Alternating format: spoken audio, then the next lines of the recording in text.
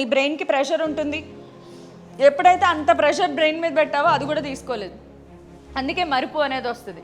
మర్చిపోవడానికి రీజన్ ఏంటంటే నువ్వు త్వరగా ఇంత ఎక్కించేసుకోవాలి.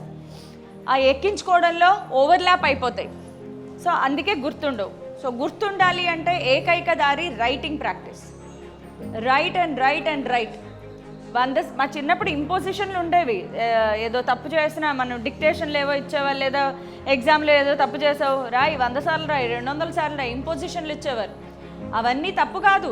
ఇంపోజిషన్ ఎందుకు అంటే రిపీటెడ్గా చేసినప్పుడు నా బ్రెయిన్లో అది ఫీడ్ అయిపోతుంది. మీకు రిపీటెడ్ అనే పదమే మీకు నచ్చదు. ఫస్ట్ ఆఫ్ ఆల్ చూసిన రీల్ మళ్ళీ చూస్తారా మీరు? ఇన్స్టాగ్రామ్లో చూసిన రీల్ చూడరు.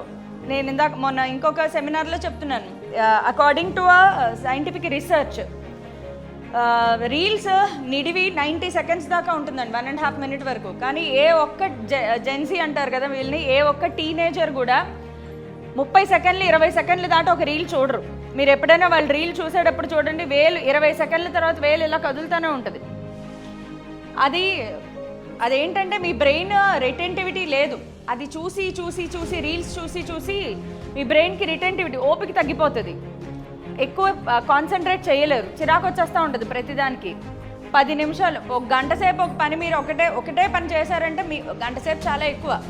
40 నిమిషాలు మీరు ఒకటే పని చేయండి, 41 నిమిషం మీరు ఆ పని చేయరు. మళ్ళీ చూసిన రీలే మళ్ళీ చూడరు కదా. సో దీనివల్ల కొంచెం మీకు ఈ రైటింగ్ ప్రాక్టీస్లు అవి తగ్గిపోతున్నాయి. Do writing practice for formula కావాలి అంటే రైటింగ్ ప్రాక్టీస్. ఇంకొకటి, పేరెంట్స్ అందరికీ కూడా, మీ సిబ్లింగ్స్ ఉన్న వాళ్ళైనా ఇంకెవరికైనా మీ వాళ్ళకైనా చెప్పండి, పిల్లలు క్లాస్ వింటున్నా లేదా ప్రాక్టీస్ చేస్తున్నా, చదువుకుంటున్నారు అనే టైంలో వాళ్ళ చేతిలో పెన్ను కదలట్లేదు అంటే వాళ్ళు ఏం నేర్చుకోవట్లేదు. ఇలా బుక్ ముందేసుకుని ఇలా కూర్చొని చదువుతున్నారు అంటే బ్రెయిన్లోకి 0 నాలెడ్జ్ వెళ్తుంది. అనవసరం అండి. మీరు బుక్ మూసేసి వెళ్ళి రీల్స్ చూసుకోని చెప్పండి.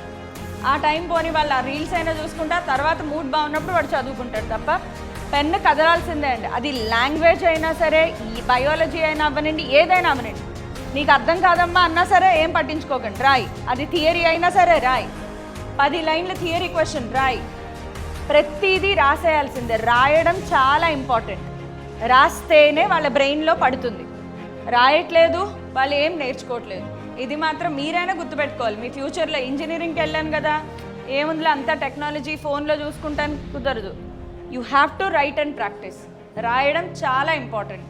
Got it?